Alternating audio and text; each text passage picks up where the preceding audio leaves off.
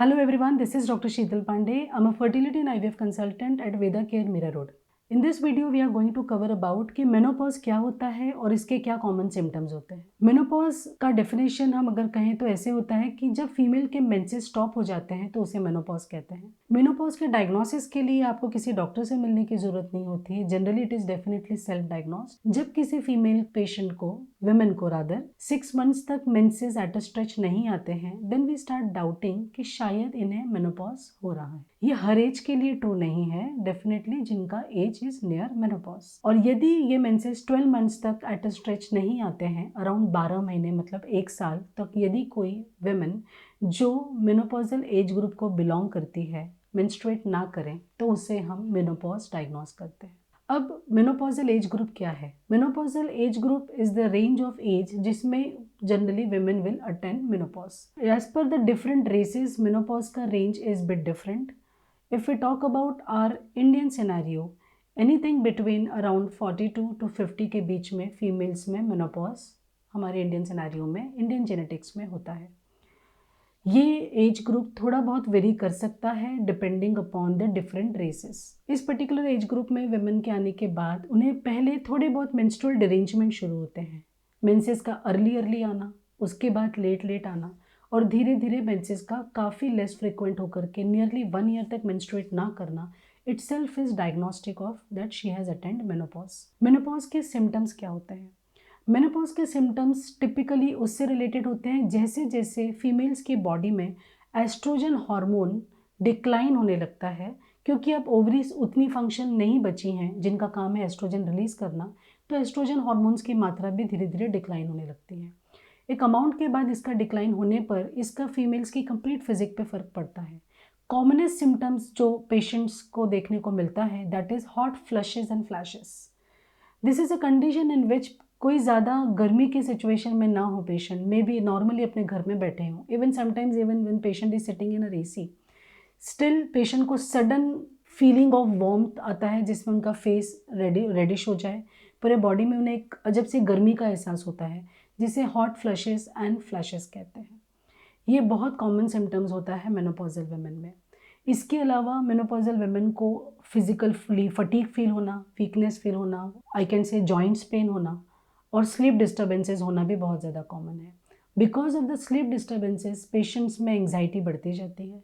Sometimes patients also go through a stage of depression when the menopause starts or when the changes, hormonal changes related to menopause happen. With the aging and with the menopause, females में thyroid hormone के deficiency के chances भी बढ़ जाते हैं।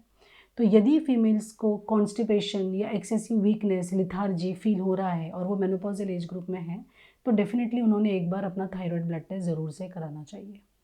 और जहाँ तक कि हमने मेनोपॉजल सिम्टम्स की बात करी, जैसे मैंने कॉमनेस्ट सिम्टम बताया हॉट फ्लशेस एंड फ्लैशेस, इसके अलावा ऑल म्यूकोजल एरियाज़ में, स्पेशली वेजाइनल एरिया में एक्सेसिव ड्राइनेस का महसूस करना, यूरिन में थोड़ा बहुत डिसफंक्शन होना, जैसे वेजाइनल एरिया में म्यूकोजल लेयर, एक मॉइस्ट सी लेयर पाई जाती है, एस्ट्रोजन हार्मोन की डेफिशिएंसी की वजह से वो एकदम ड्राई एंड क्रैंकी हो जाती है, जिस वजह से कई विमेन को एक्सेसिव इचिंग भी फील होती है, ड्राइनेस फील होती है, सेक्सुअल एक्टिविटी में काफ़ी दिक्कत जाती है।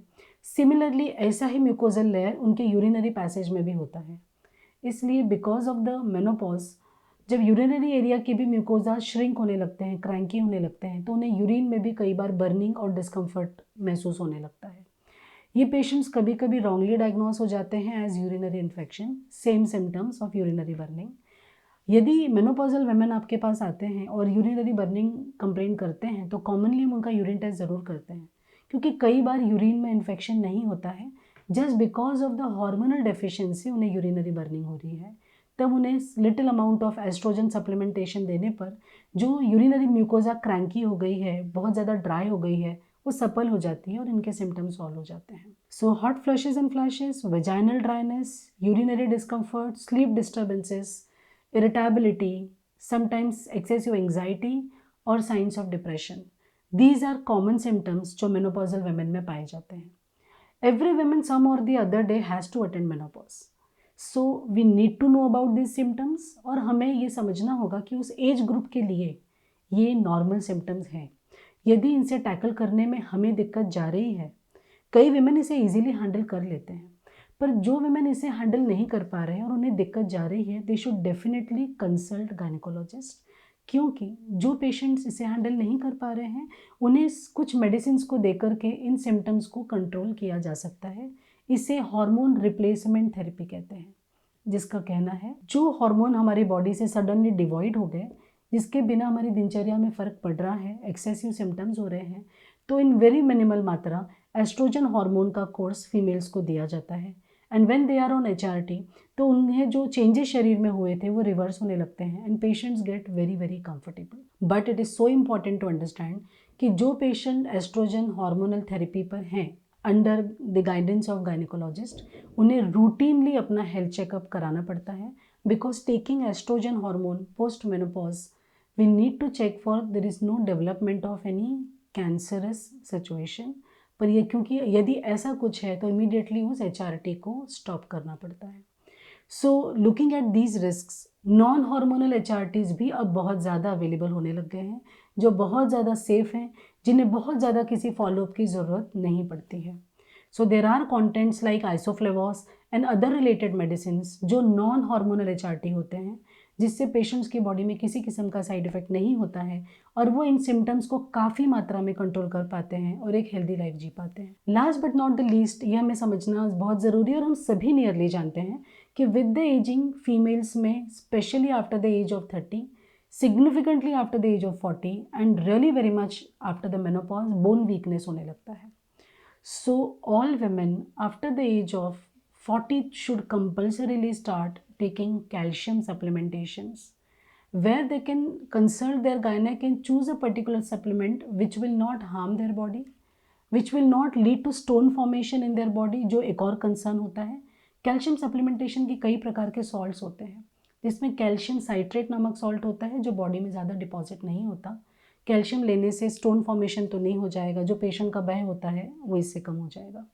So calcium supplementation taking in bits, taking it for 3 months, maybe breaking it for another 3 months, then taking it in a cyclic manner. Calcium supplementation along with vitamin D3 supplementation is important. We have to understand that all Indians, we have pigmented skins, unlike Caucasians. Because of that यदि हम सन में जाते भी हैं तो हमारी skin उतना अच्छे से विटामिन D3 नहीं फॉर्म कर पाती है, इसीलिए we all, most of us are nearly vitamin D3 deficient और we have a very borderline D3. So taking vitamin D3 supplementation along with calcium is very much recommended in all the women who are more than 40 and definitely those who are menopausal. So calcium supplementation, and do check for your thyroid levels. If at all they are affected, get it corrected. It will help you deal with the menopausal symptoms in a better way. This is all about menopause and its symptoms. If you have any queries related to this, do comment me in the comment section. I'll be very, very happy to reply you. See you all in the next video. Till then, take care and bye-bye.